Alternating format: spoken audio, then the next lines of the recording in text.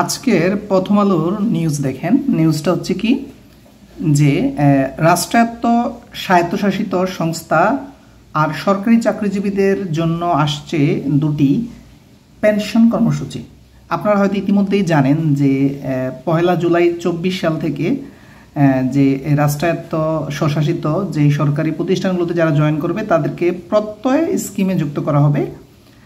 আর অর্থমন্ত্রীর নতুন ঘোষণা অনুযায়ী 25 সালের 1 জুলাই থেকে সকল সরকারি চাকরিজীবীদেরকে, রাজস্ব খাত সহ সকল সরকারি চাকরিজীবীদেরকে হচ্ছে আরেকটি স্কিমে ঢুকানো হবে। সেই স্কিমটা সম্পর্কে আজকে লিখেছে এই যে 20 জুন 2024-এর নিউজ প্রথম আলোর। তো এই নিউজটা আমরা পড়ার চেষ্টা করি। আসছে আরও দুটি সর্বজনীন পেনশন স্কিম বা কর্মসূচি। একটি সরকারি চাকরিজীবীদের জন্য আপাতত যেটি নাম রাখা হয়েছে সেবক, মানে এটা হচ্ছে কি সেবক। আরেকটি কর্মসূচি রাষ্ট্রায়ত্ত স্বশাসিত স্বায়ত্তশাসিত বা সমজাতীয় সংস্থাগুলোর জন্য, এর নাম প্রত্যয়। এটা অলরেডি আপনারা সবাই জানেন। প্রত্যয় চালু করার যাবতীয় প্রস্তুতি শেষ, আর সেবক চালুর কাজ শুরু হয়নি এখনও। এটি চালু হবে 2025 সালের 1 জুলাই থেকে।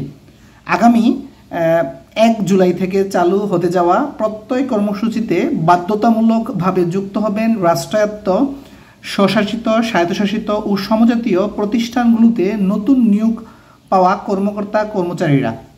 বাংলাদেশ ব্যাংক সহ সব রাষ্ট্র মালিকানাধীন ও সরকারি ব্যাংক, দুর্নীতি দমন কমিশন সহ সব কমিশন, যেমন হচ্ছে সিটি কমিশন বলতে হচ্ছে আইন কমিশন, নদী কমিশন, এই কমিশনগুলো।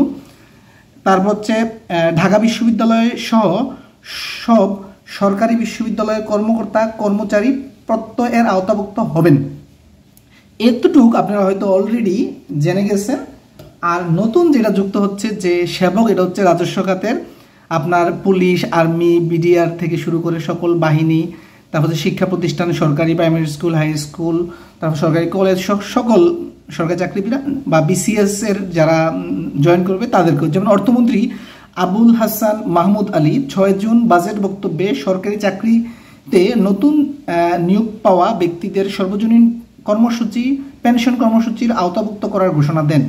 বাজেট বক্তব্যে অর্থমন্ত্রী বলেন, পেনশন কর্মসূচি পান এমন সব সরকারি প্রতিষ্ঠানের নতুন নিয়োগপ্রাপ্তদের আমরা সর্বজনীন পেনশন ব্যবস্থার আওতায় নিয়ে আসব।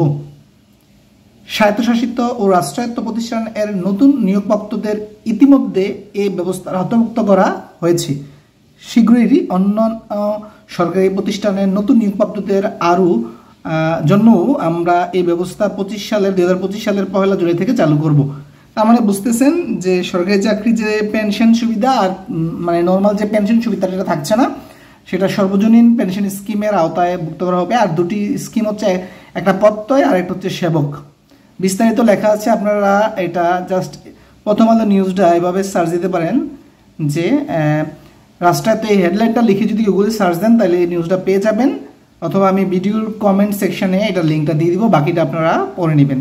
তাহলে এখন মোটামুটি আপনারা বুঝে গেলেন যে আগামী বছর থেকে আপনার বিসিএস সহ সকল সরকারি চাকরিতে পেনশন এতদিন যেভাবে দিত সেটা আর থাকছে না।